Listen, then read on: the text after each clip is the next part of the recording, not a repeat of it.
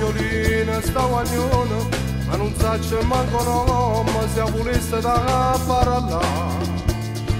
Ma che vuoi da me che sta guagliona, mi sta provocando ancora, è soltanto un'avventura.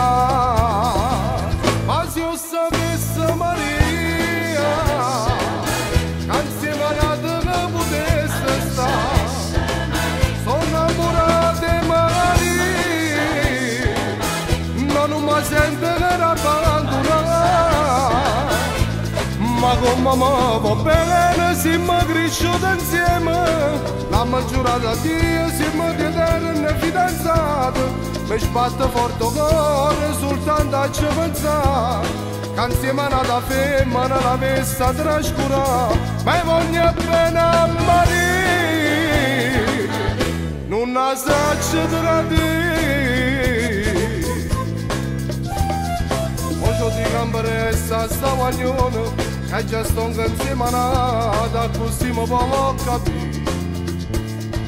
Non mi faccia fare che sto pensiero, meglio stanno poco male, ma non posso mai sbagliare.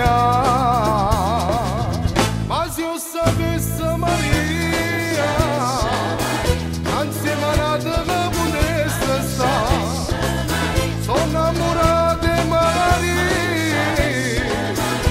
non mi sento che abbandonare.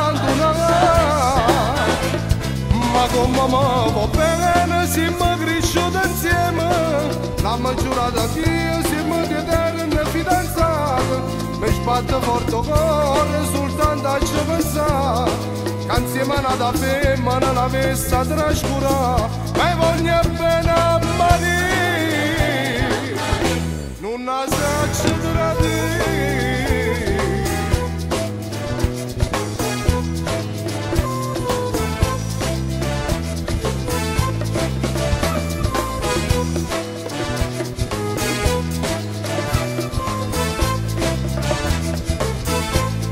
Ma come mi va bene se mi cresciuto insieme, l'abbiamo giurato a Dio siamo di eterni fidanzati. Mi sbatte forte cuore soltanto a ci pensare, che insieme a una femmina l'avesse a trascurare. Ma voglio bene a Maria, non la saccio tradire.